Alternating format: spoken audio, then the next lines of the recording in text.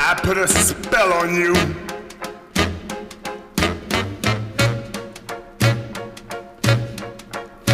Because you're mine.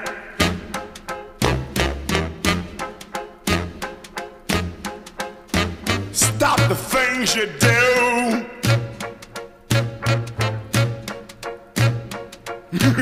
What's up? I ain't lying. In hopes of becoming a writer, Jim moved to New York and attended Columbia University. Before graduation, Jim studied abroad in France. In Paris, he often attended the Cinematheque. Inspired by the Cinematheque, Jim returned to New York to study film. And without prior film experience, Jim was accepted to Tisch School of Arts. Oh, yeah!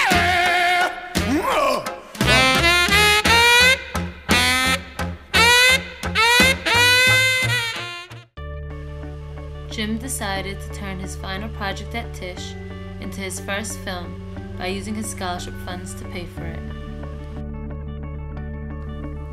Permanent Vacation is about Chris Walker, a 20-something-year-old boy whose father isn't around and whose mother is institutionalized. The film is centered around Chris's travels, the various characters he meets, and his quest to find the meaning in life. So Jim often explores awakening themes in his movies. In the past two movies we just discussed, we see in Permanent Vacation and Stranger Than Paradise, we see this theme very clearly. The first one, Permanent Vacation, it's about this boy who's just boring, and he wanders around, and critics have called this movie 80-minute preamble of just drifting. That's what it is in the beginning. Okay, so this is a really important scene in Permanent Vacation. It's basically like the turning point. So the main character, Allie, here, he's standing in a street corner, he's smoking, he's doing nothing, he's like a lowlife.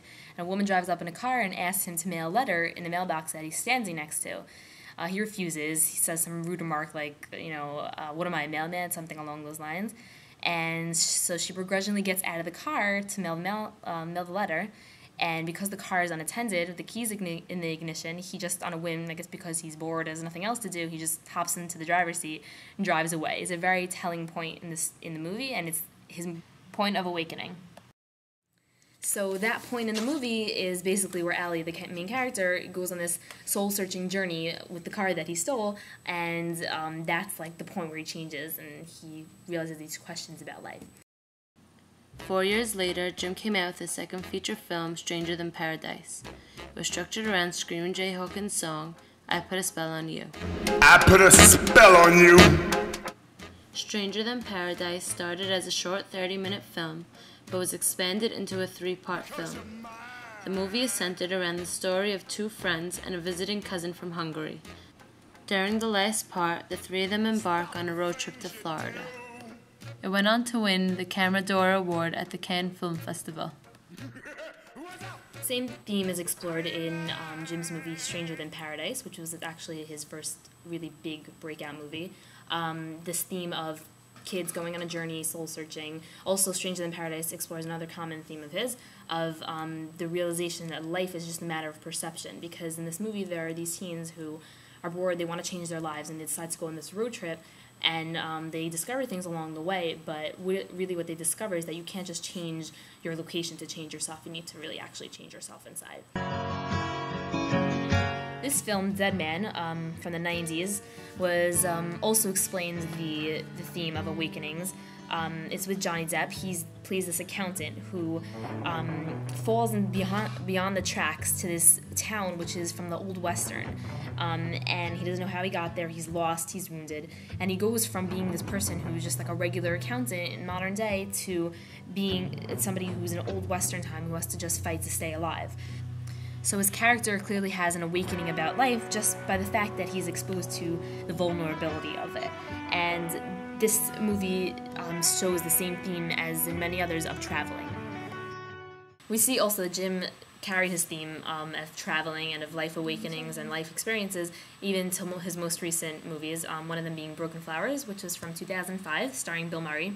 This movie is about this guy who just broke up with his last girlfriend, and he's ready to give up on all relationships when he gets a letter from one of his old relationships, one of his old girlfriends, who tells him that he has a 17-year-old son. So he sets out on a journey, again, to find all of his old flames and to, like, reconnect with them. So we clearly see that Jim is using the theme of going on a road trip or a journey to coming about with these new life experiences and coming-of-age stories. And I think Jim liked to use this theme because he himself is somebody who had an awakening of, he was born in small-town Ohio, he was from Akron, Ohio, and he just decided to leave one day. His grandmother influenced him to leave. There's more life outside of Ohio, so he decided to get up, decided to, pursue what he wanted to do. He decided to pursue writing, and led him to film, and he really made something of himself. Jim once said that if you stopped the film at any point and asked the audience what was going to happen next, they wouldn't have any idea. They wouldn't really be thinking about it, but would be more concerned with the characters and what's going to happen to them. Definitely when you watch a Jim Jarmusch movie, whether it's Stranger in Paradise or something more recent such as Broken Flowers, is more about the individual characters than it is about the plot. Hey, Tom. All right. I'm glad you could make it. You are here. Yeah. Hey, you could call me Jim. I mean, my friends call me Jim, or they call me Jimmy, or Iggy, or Jiggy. Call me Iggy. Call me Iggy. Yeah. Okay, all right. Whichever way you're comfortable, I'll go either way, Jim or Iggy.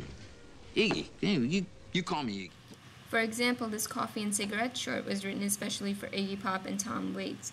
In other movies, also, Jarmusch's central characters are celebrities, a lot of them musicians and cultural icons.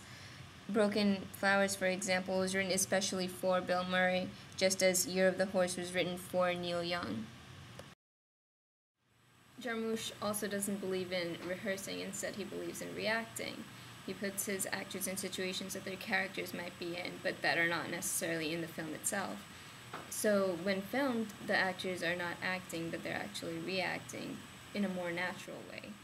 Jim Jarmusch is considered to be an auteur, which means that he's like an independent filmmaker, but he doesn't like the label of being independent or quirky or edgy. He prefers to not have any labels, but he is an embodiment of these various titles. His filming style broke many conventions of traditional movie making, and some have called him the father of independent modern film due to his different style, which was groundbreaking because no one had ever done something like that before.